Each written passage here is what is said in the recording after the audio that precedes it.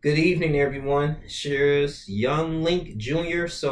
I want to go ahead and cover the George Floyd, Derek Chauvin murder trial. This is day 4, and I don't want to keep like wasting paper or anything like that. I'm actually reading this off my phone. You know how I do. I'm gonna go ahead and give my thoughts. So that's just a brief introduction. For the most part, I would say the state is doing a great job so far, bringing this in, especially starting off with the opening statements. I have to give kudos to the defense attorney, even though it's not so much the defense attorney can do. It's just too much evidence. As this trial progressed throughout this whole week, it's been clearly shown that this was obsessive. And I'm gonna keep saying this in this video. It was too obsessive. Now I'm looking at this. We had the paramedics. They're the ones that showed up after the fact when George Floyd was killed, and they determined like, okay, well, he's dead. I mean, checked his pulse and everything, and it was pretty horrible. So they ended up having their side of the story. Then you had George Floyd's girlfriend was talking about reminiscing the good times, such a good person he had, and I think that was very key and smart, of course, by the prosecutor. But let's go ahead. Let's get into the story. So, see what we learned. All right. The paramedics who tried to revive Mr. Floyd described their futile attempts to jurors, and a police supervisor provided insight about Mr. Chauvin's actions in response after the confrontation. All right. Derek Chauvin told the supervisor that George Floyd has been going crazy before police officers pinned him to the ground, and indicated only later that he had applied pressure to Mr. Floyd's neck, according to new body camera footage and testimony in court on Thursday. The supervisor, retired Sergeant David Pleober, said that he had spoken with Mr. Chauvin moments after Mr. Floyd was taken away in an ambulance, and that Mr. Chauvin had not mentioned the pressure to Mr. Floyd's neck in that conversation. Sergeant Ploger also testified that he thought police officers should have stopped holding Mr. Floyd down once he became unresponsive. When Mr. Floyd was no longer offering up any resistance to the officers, they could have ended their restraint. Sergeant Ploger said in response to a question from a prosecutor, he agreed that police officers should not restrain someone who was handcuffed and no longer resisting.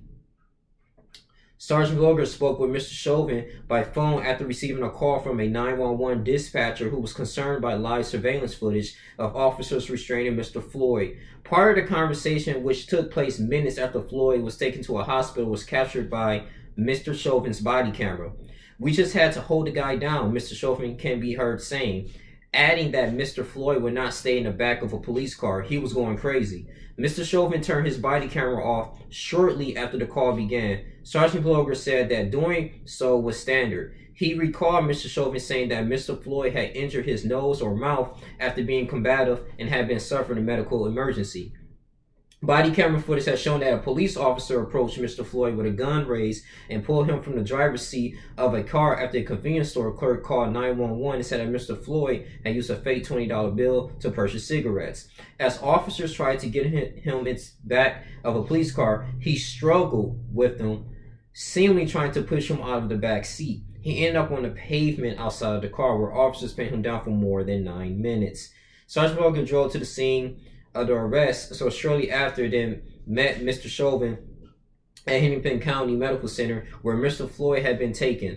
Once there, the police officers learned that Mr. Floyd was not doing well. Mr. Ploger asked Mr. Chauvin if he had any use of additional force.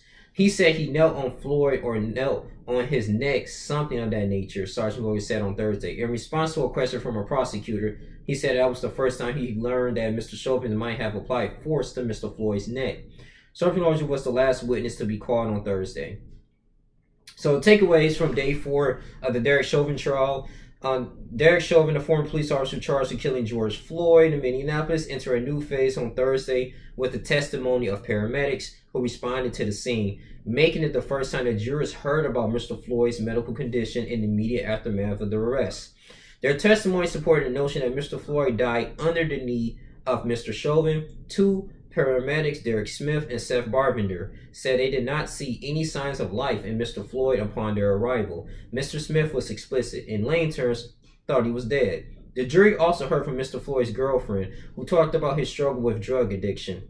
We know that he had a drug addiction. as well as from a former police sergeant who arrived at the scene shortly after the arrest. Here are Thursday's key moments. All right. I'm going to read this and I'm going to end it here.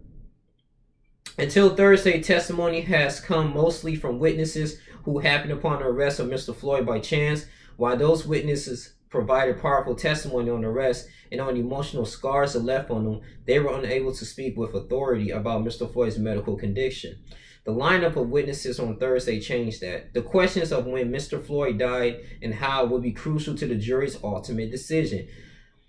Though the two paramedics who testified on Thursday did not comment on what exactly killed Mr. Floyd, they provided new information on the key question of when. Mr. Smith, one of the two paramedics who testified on Thursday, said Mr. Floyd had no pulse and appeared to be dead by the time they arrived. Mr. Smith's efforts to save Mr. Floyd, including the use of a defibrillator, were unsuccessful. His testimony could support the prosecution's arguments that the actions of Mr. Chauvin killed Mr. Floyd. The release has suggested that drug use contributed to his death. An autopsy found fentanyl and methamphetamine in his system. Eric J. Nelson, Mr. Chauvin's attorney, also suggested during Mr. Smith's testimony that Mr. Chauvin's knee was on Mr. Floyd's back, not on his neck. You know that's a lie. Neck is right here. Wasn't on his back. In his response, Mr. Smith referred to Mr. Nelson's video of the arrest. Courtney Ross, Mr. Floyd's girlfriend, for nearly 3 years, told the jury about his character and his struggle with addiction. She talked about their first kiss and Mr. Floyd's adventurous nature.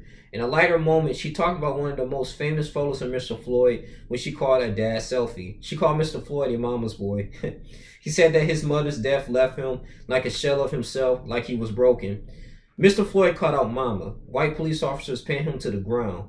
Miss Ross also detailed their shared struggle with opioid addiction, saying that they started using after being prescribed medication for chronic pain.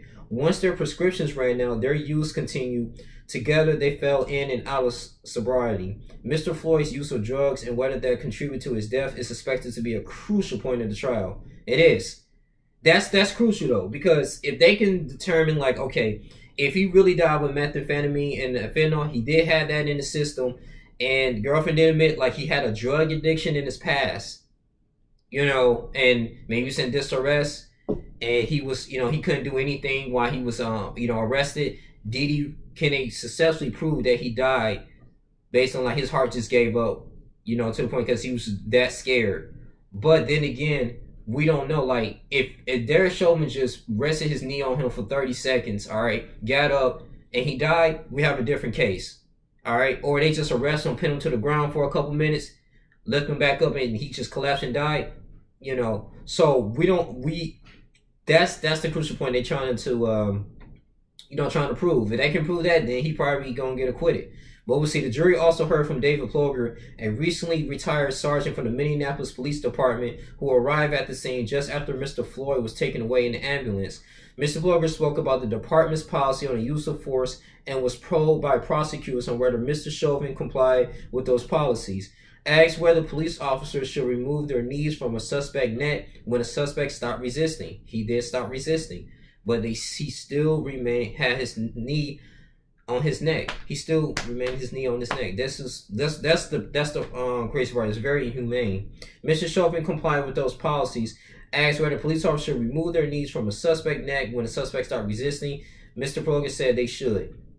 According to video evidence, Mr. Chauvin kept his knee on Mr. Floyd for several minutes after Mr. Floyd became unresponsive. The defense objected when prosecutors tried to ask Mr. Ploger whether Mr. Chauvin violated the use of force policies, but the prosecution did ask him when. In his opinion, the police officers should have ended their restraint of Mr. Floyd. He replied, when Mr. Floyd was no longer offering up any resistance to the officers, they could have ended their restraint. So I'm ending there. I know it was a little bit more.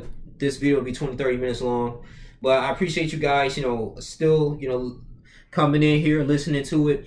And like I said, man, I was doing this for information, but we're gonna stay tuned. I think the court's open. I don't know if the course is gonna open tomorrow because tomorrow's Good Friday, but we'll see. If not, I'm definitely gonna be open Monday. But you know, that's all we have to say, man. Just powerful testimonies. I think that was really kind of a key point with the paramedics, especially the girlfriend. I have to say the girlfriend too, because you know she bringing up his past, and they got to kind of use that to be like, all right, defense attorney, like, okay, he did have a huge drug addiction, you know, so why is he making irresponsible, you know, decisions, you know, purchasing things with a $20 counterfeit money to get cigarettes and stuff? Why is he, you know, is he neglectful? Is he not, you know, he's not aware of things? He's running out. So they're gonna try to use everything they means, bro. But we'll see. This is an interesting trial, man. But you guys continue to like, comment, subscribe, share this video. Thank you, man. I appreciate each and every single one of you guys, man. This is the fastest growing channel in the world. Subscribe and support the channel. I'm out. Deuces.